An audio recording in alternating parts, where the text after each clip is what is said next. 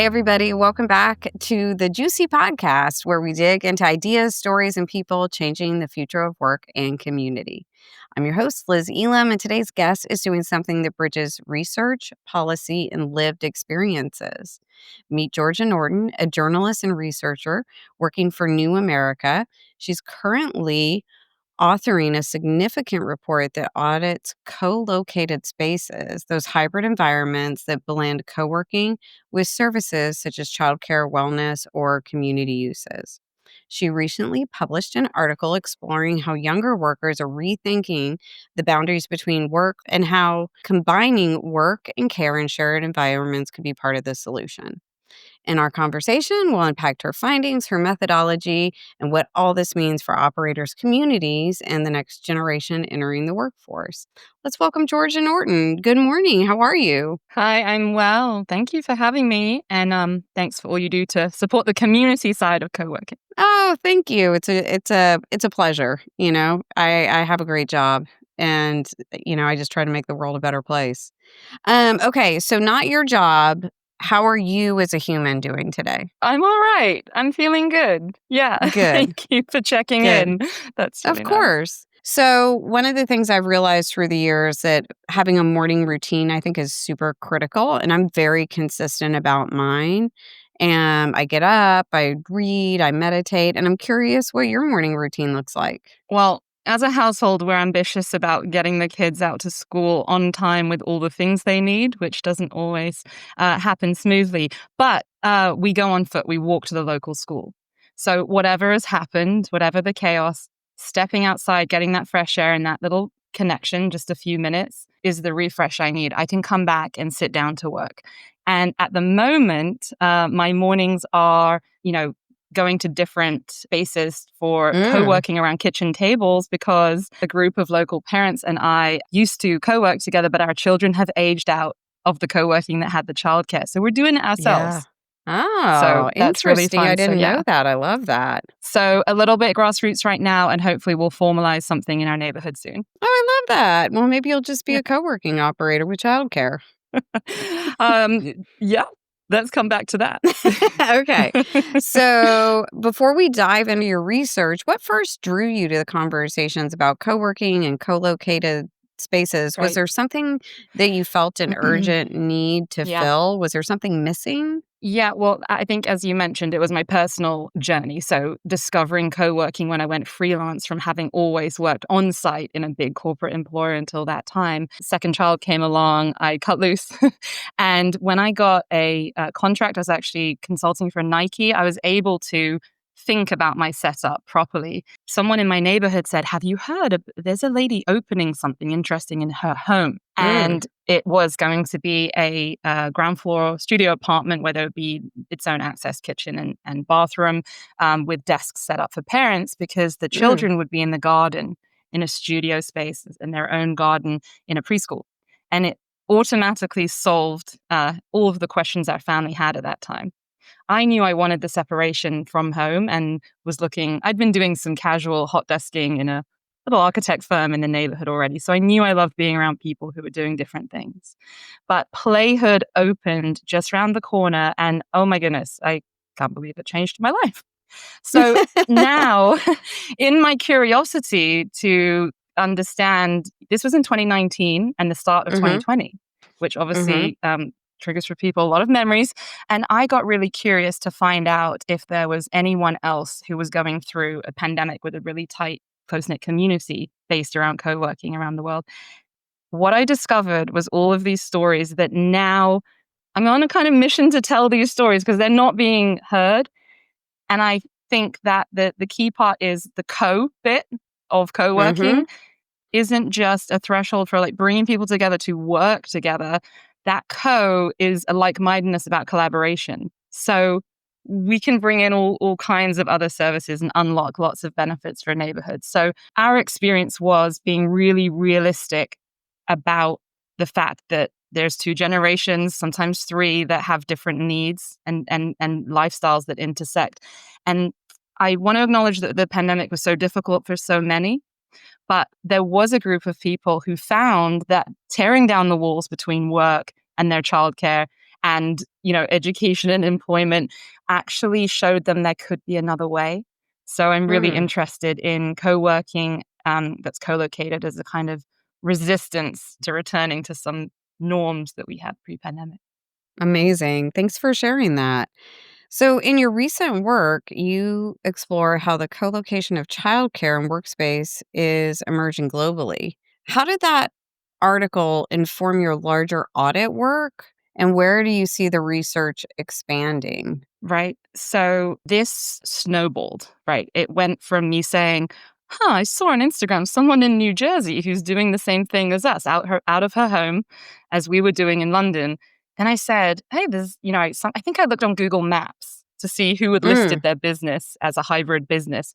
I found a lady in Tokyo and love it. I reached out, and one conversation kind of emboldened me to do more. And so I'll talk a little bit more in a minute about the methodology, but I ended up stumbling across this wealth of different examples of the model, different iterations of essentially the same idea. It's super simple, right? Like just adjacent locations. Like Hmm. it's the co-working space and some form of early years childcare provision. Now, I found four really interesting indicators that this model is about much more than convenience. It's about much more than just a clever design that simplifies your routine. Found four really interesting things, and I need to, this is very much an appeal to make sure that we don't lose this learning. People are being mandated back to offices. There's a lot of pressure on flexible working and parental leave right now. So I really want the research to continue in a more formal way. I've done what I can, and Hmm. I'd love there to be more official evidence and a bigger case. The four really interesting things are that when you put the child care with such visibility, to the parents who are working every day, there's really great working conditions that happen for a workforce that's been traditionally devalued. We've got Hmm. childcare workforce is 98% women, overrepresentation of the global south. And I heard in these spaces that fair remuneration was a principle, that seeing each other's shoulder to shoulder working really created wonderful opportunities for partnership. Now, it sounds really counterintuitive to any teacher or anyone in childcare that parents would be that close to you. But no, I heard the opposite. I heard this is a world away from, big chain nursery school or something like that. So I think anything we can do to elevate those folks who do that work is good. The second thing was for the parents. I'm talking about places specifically catering to those in the early years of parenting, so babies, mainly toddlers, and up until school age. Now, Hmm. to bring people together in a working space with the identity as parents, um, I heard time and time again they didn't have to like toggle between their identities. Like I'm in work mode, Mm, they could seamlessly have conversations about, they wouldn't have to hide that part of themselves. They'd had a rough night yeah. or there was something going on they were worried about with their kid. You could access that peer support and advice at the same time as genuinely professional networking, advancing their careers, having the solidarity to and the confidence to branch out, retrain, or start their own business. Something was really interesting about how we look after families and all of the change that happens when a kid arrives. It's huge. It affects every area of your life. So being really realistic about that type of support. Two final smaller, potentially smaller things where I spoke to founders and it was all women. I didn't recruit for that. It just was. It tended to be a mom trying to she would pause or park her career to do this for her family because she couldn't find a solution that fit. Hmm. And then most members were female too. And I heard something interesting in places as diverse from North Carolina to Australia, different places, that over time, it was in relationships of two genders, dads were getting more involved and becoming members later. And I Hmm. was interested to think more about relationship equity and how we share the management of everything to do with the Hmm. kids and balancing work and family life and childcare being something that both partners do. So something about equity and that with that lens too. And the final one, which I think is the long term impact, is the children themselves having a perception about what work is. We Yep. tend to obscure our work. Oh, daddy's at work or Yeah. mommy's It's away on a some work trip, yeah. right? It's some Do you agree? other magical place you never see. And it's too complicated to explain, or it's just separate. They don't, you, that's not burden them with. I don't know what's going on there, but we tend to hide the realities of work from them as if they can't understand it. Yet every childcare setting has a home corner, and we train them in the world of domestic life and tasks. What I started to Mhm. hear, and I started to note down, again, this all started so casually. I started to see these children who understood what their parents did for a job and that they had jobs, and they Mhm. understood their caregivers were doing work as well. Mhm. And I started something really curious started happening to me to think about the societal impact of a generation that would know that agency and autonomy in our work is to be defended, and it's possible. Mhm. So, if there was a way, so back to your question, how could the research expand? Well, we've got many ways that we could try and build a really strong case for defending this model and iterating this model. Benefits for parents, benefit for the workforce, and then benefits for the next generation are in that mix too. So, plenty to do. I love this so much, and it takes me back to when I had my own co-working space that I started in 2010. It's called Link Co-working here in Austin, and there were two really powerful moms there, Tierney O'Day and Marie Hung, and they both had young children, and their kids were frequently, coming to the space because they were getting dropped off or whatever, and they had for them the space was fun, right? There was Mm, candy around, there were all these nice yeah, people, and it started me thinking that like it was really cool because these really young kids understood co-working, and that I was like, "Oh, wow," that's when I first started thinking that these younger generations aren't even maybe gonna know the term office because 'cause we're not going there anymore. right. And, earlier you mentioned the pressure to return to Hmm. work and pressure on flexible work. To me, that is the press trying to get eyes. In reality, it's not really happening in the US. Everybody's going Agreed. hybrid. And when you force people to go to a place they don't want to work, that's not good for their life, they leave. And the one thing Yeah. CEOs can't have is good talent leaving, and good talent can Yes. always leave. Oh, this is so, so, so important to emphasize. The case for returning to office is driven by such narrow interest. We are not, I've scoured, trust me, New America was strict on sourcing all of the claims and all of the research. Mhm. I have been searching for clear evidence that it's about more than commercial real estate leases that's driving it. And also that inclusion piece. Expanding our workforce by the fact that the pandemic accelerated technologies for rural workers, disabled workers. Mhm. People could enter the workforce with a much more equity, and so it really, really worries me to think that people hear about return to office and that we're normalizing that as an agenda. I agree with you so much. I just wanted to mention quickly that idea about the impact on the kids. Some of the kids get together and they were playing in the garden and they were building with blocks, and they built a school, and it had a co-working Mhm. space. The I love children it. aged like 5 to 6, again, 1 year out from the thing, you're seeing a long-term perception of Mhm. of the potential for co-location. Love Yeah. it, love it. So one of the key themes in your research is how Gen Z is demanding more integration between work and life, not separation. How do you see co-located spaces answering that demand, and what challenges stand in the way? I'm actually a little obsessed about how other generations are going to be working. Right. Right. So yeah, I had the chance to write a short piece for the thread where I looked at that big shift that's happening right now. The youngest Gen Zs are in high school, and they've outpaced boomers in the workforce. So this key moment in our culture, and I think we've touched on it lightly, but designing for well-being and connection is really part of this, that placemaking idea. Mhm. And again, one of the, if we can talk about silver linings from the pandemic, one of the things dislodging some of the assumptions about the compromises we have to make. So Yeah. there is a lot. If I had to sum up one thing, it would be that there has been so much energy devoted to intentionally, functionally siloing our worlds. We have to patchwork together our own form of wraparound care for our children. We have to manage our work. And yet the pandemic really showed us that mental and physical health comes before everything else. That's so critical, right? You can't have thriving work or family life without that.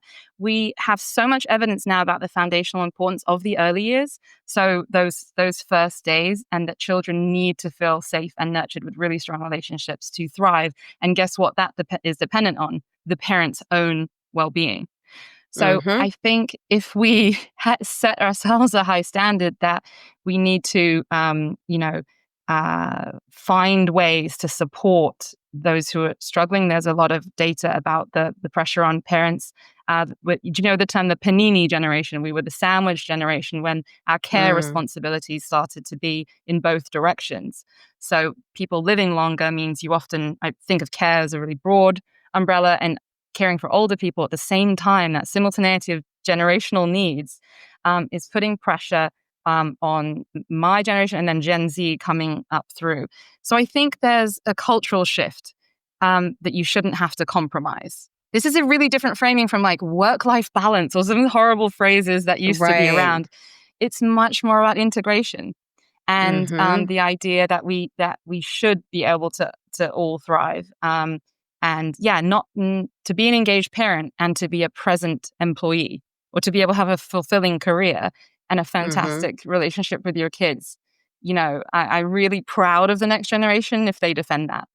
But there's even more barriers than ever, right? My article was about them being quite unrealistic about we need structural solutions. Yeah, and I also remember when I was, again, early in my co-working career, I remember talking to somebody that was in HR at a large company, and they said the younger generation, like, really cares about where they work, and if you show them a cubicle in a dingy, dark space, they will not come work for you. And the other thing is, in the interview process, they wanna know where exactly Right. they're gonna work. Right. Yeah. And I'm like, Yeah. This idea of the "Bravo." When I conditions. went to Yeah. work, they were like, Yeah. "Here's where you're gonna sit. Here's when you're gonna come in," and we Yeah. all just did it.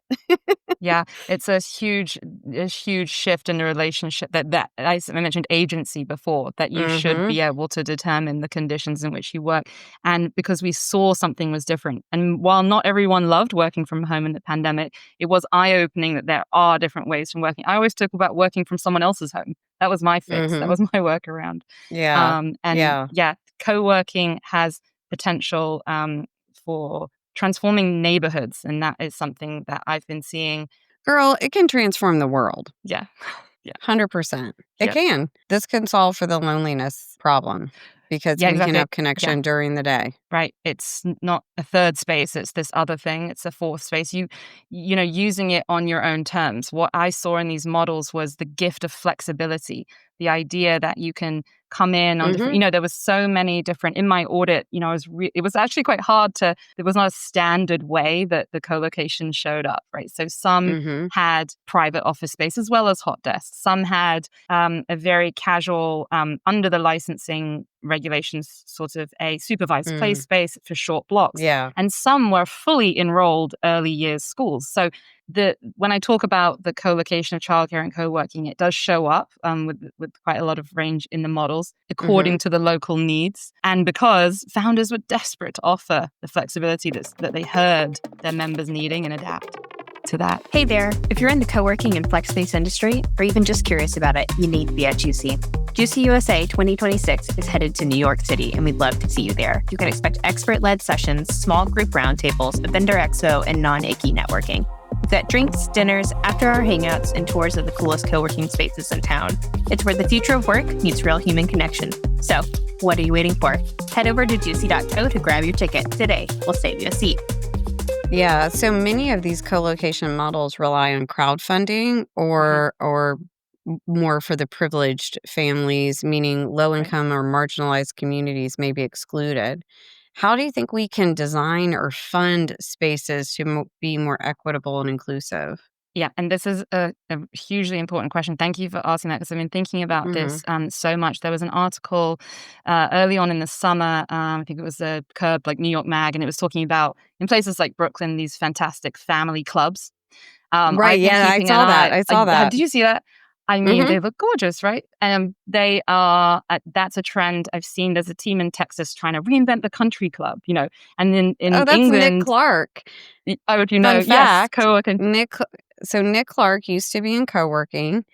Yep. He actually bought my brand here in Oh, right, in Austin. Texas. Yeah, of course. Yep, Yeah. he bought my brand and he came to Juicy, and that's what sparked him to start his co-working space. That's so interesting. I've been I'm trying to keep track of some of these broader trends. In the UK, Mhm. there was a firm buying up resorts. I see it happen a lot in the leisure and hospitality space. Okay, let's modernize. Let's really embrace the whole family Mhm. in what we're doing. And that Yeah. tends to be a laundry list approach. It tends to be co-working and childcare, as well as things like spa, well-being, fitness classes, fine dining, even. And I'm really interested in this because a rising tide lifts all ships. If we're having that conversation culturally, we're seeing investors flow money into Mhm. serving modern families. I'm happy about that. But the drawback is the exciting stuff seems to be happening on that high end. These are really Yeah. expensive monthly memberships. So I want to offer some absolute reassurance. I've talked to lots of entrepreneurs about their business model and how they funded it. It's really tricky, right? Because they've got dual proposition anyway. So navigating zoning and regulation and real estate is a huge barrier. I'm just trying to do two interesting things at once. Getting grant funding, you're so often not eligible. Like I said, lots of the childcare Mhm. provision is quite casual, and the recourse to public funds hasn't been there. But amazing thing, I'll give it real context. In Baltimore, Maryland, I heard the same founding story as two ladies in Greece, in Athens, told me. And those two Mm. cities, you think, well, they don't have anything in common. And then the same thing from a lady in Edinburgh, Scotland. And, Mhm. I'm sitting there getting the privilege of hearing these stories, and they don't know each other and haven't heard about each other. But their point was the same thing. In our neighborhood, we don't have a WeWork. That's on the other side of the tracks. That's, Right. people who are co-working are either in certain industries or they, have access to those spaces kind of unfairly. And what would it look like to do that for our neighborhood? So I want to underline that I'm seeing distributed work, remote working as a really broad church, and absolutely not just for consultants and the privileged. And so many forms of lower income work that can be done. So we need to open our minds about what co-working can host. These three women told me the same story. We've been working for years trying to support female workforce empowerment. They had worked Mhm. each for 10 years, right, in training and opportunities and grants in the nonprofit sector. And you know what? They all came to the same conclusion. The one thing we need and the one thing we're going to focus our fundraising on is a physical space for these women to actually get Mm. some work done while their children Yeah. are nearby and taken care of. One of them recruited local grandmas. The other said, we're going to create a really flexible event space and have other revenue streams from such a dynamic, the places tend to be really beautiful and inspiring. And if you have childcare and facilities on site, it can be used really smartly, all on Mhm. weekends and wrap around it. The model unlocks opportunities. And so there Yeah, you is a must be nonprofit speaking model. of are you speaking of Dr. Tamara Lucas for the Lucas, Cube? yeah, that cube. Yeah. Yeah, So yeah, she's she has a fantastic. great She's spoken at Juicy as well, Yes. So yeah, she has a business where she was able to crowdfund, and the dream would be to own your own building like that, right? That's great. and In she does Greece, now. yes. So that was a successful story where if you take away that one, there's a huge cost center around the commercial lease that's Yeah. why some have fallen by the wayside. And there's a sad tale of many settings that had to close because they couldn't balance paying the workers really fairly, commercial lease, and then offering that flexibility I talked about. Whenever A for puzzle. many, many years, people would come to me. I get a lot of people coming to me and they're like, "Hey, I'm gonna do this."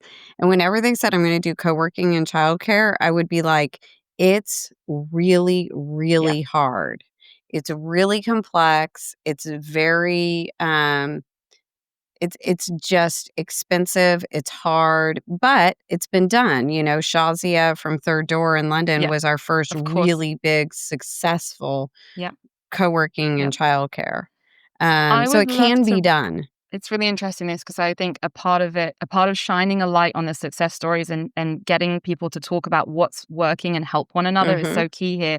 I think I would love to write something else. You're making me crystallize this idea now that we need to um, account for what's gone before and, Mhm. why there were so many missteps and why it's been so tricky as a key part of the story when we look at like, how can the model iterate and evolve from here?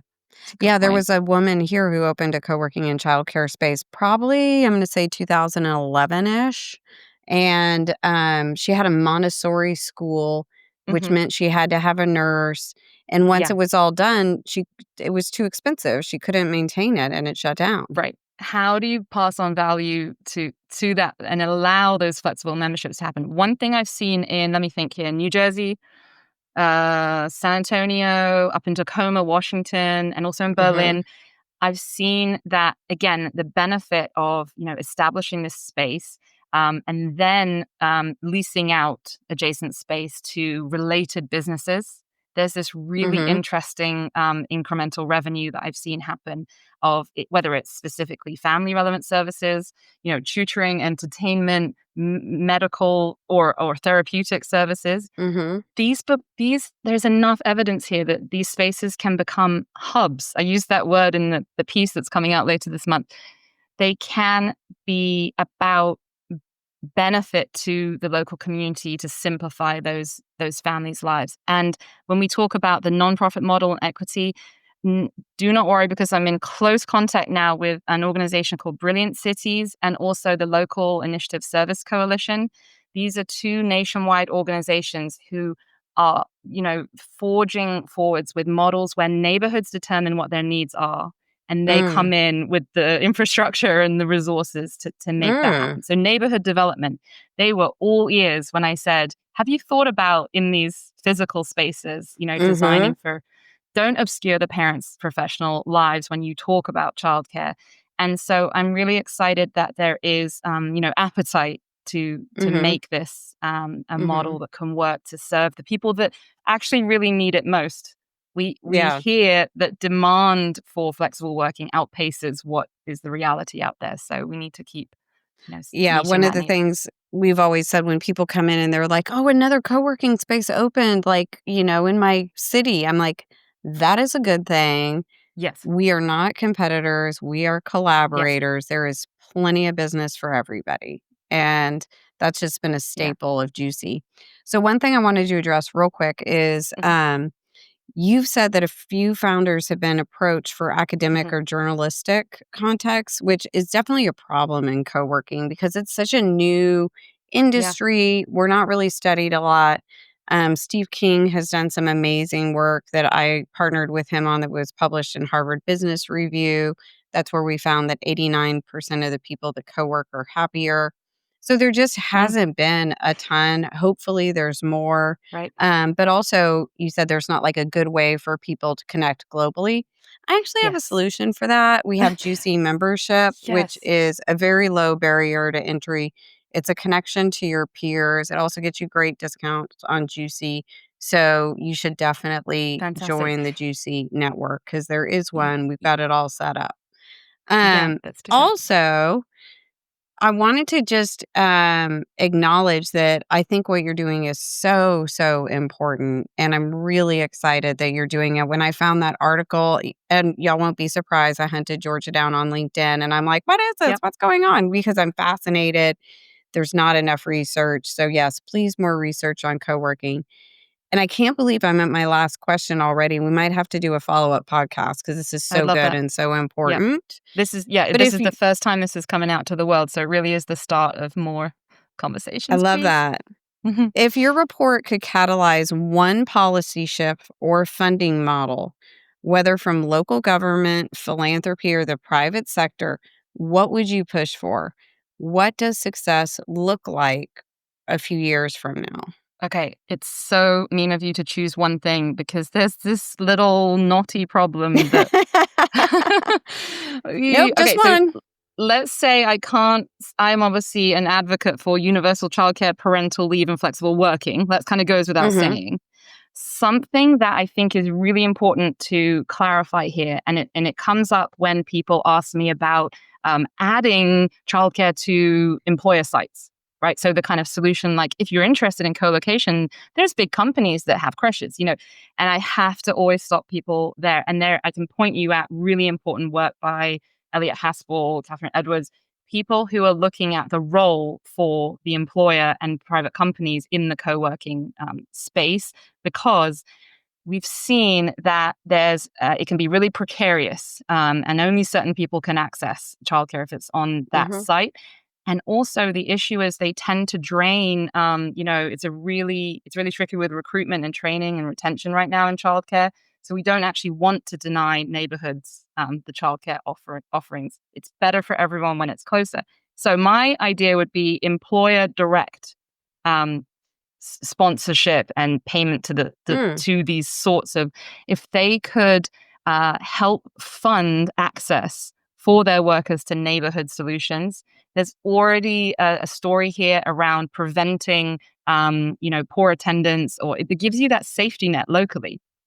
Mm-hmm. So, because so often we see issues around absenteeism and so on, just because of childcare has fallen through.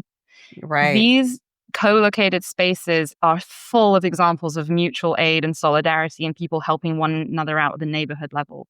So I think there's something where we get businesses to understand you don't need to solve everyone's problems for them. You need to Mm-hmm. help with this this structural solution that gives families flexibility and choice. Right. And so many of these corporations are paying for their employees co-working, so pay for the childcare too. They are divesting themselves of millions and millions and sometimes hundreds of millions of dollars worth of real estate, and they need to use that to make their employees more Yes. successful in life. And the way you do that is to pay for a flexible place to work and childcare. Yes. Yes. Agreed. Yeah, we need to So go that was talk to my some choice. HR conferences, I feel like, Georgia. That's really interesting. Yes, again about this idea of employee Mhm. well-being transformed in the pandemic, and I've seen something out there, and it's niche. There's 40,000 co-working spaces in the world. You probably know the Yeah. stats more than me. I'm talking about 160. I'm looking at, so it's tiny. Mhm. But WeWork has a dogs policy. you know, Mhm. you can take your pet to most co-working spaces. Mhm. I heard a lady put it so well in North Carolina at a setting that I absolutely love, the model of Blush. She was like, the idea that you would bring a small child into one of these co-working spaces, Right. and yet there's little puppies running around, that kind of, it jars so much. So, yeah, we can do better. Well, and one of my big tenets that I'm trying to change in this world is like really addressing the loneliness epidemic. Yeah, And on that same vein of you let dogs in, everybody's so proud of their on-site gym and their yoga room, and I'm yeah, like, "Whatever. We all yeah, know you need physical health. What yeah, on earth are you doing for mental health?" yeah, Yes, physical health makes mental health better, but what I yeah, really want is I want every single co-working space also offering free mental health services. yeah, yeah. Free, not paid, not subsidized, free, because Right. we need to remove the stigma and the boundaries to access Yeah. because we have people Fantastic. dying at unbelievable rates, and Yeah. doing a yoga class is not going to solve it. I agree. That in-person connection is so key, and then there's so much potential to host things that really enrich people. They get to bring to bear their expertise. That idea you said before, we're not in competition with one another in this field, and then in the space, they're not colleagues who you're competing for a promotion amongst. We Right. found so many examples of just like workshopping, like sharing knowledge, that Yeah. exchange happening of ideas, and that is the richness. I mean, I just found so many locally nuanced stories about the value of co-located Mhm. spaces, the ability to go between those forms of support, your professional identity, and what's going on in your personal life. That's a huge point. Georgia, I love what you're doing. I'm so excited that we connected. And y'all, I'm just saying right now, we're going to do a follow up episode because this is really exciting work. Thank you so much. Georgia, thank you so much for your insights and bringing this research forward into the co-working conversation. It's desperately needed. Your work helps us see that co-working isn't just about space or desks. It's about life, care, community, and especially those entering a new chapter of their life and work. To our listeners, keep an eye on Georgia's full report with New America. We'll share it across the Juicy Network as soon as it's released. Please remember to like and share this podcast. Also, tickets are available for the next Juicy event in New York City this spring, and it's going to be epic. It's our 50th. Grab your spot on na.juicy.co. And I'm Liz Elam. This has been the Juicy Podcast, where we explore not just how we work, but how we gather. We'll see you next time.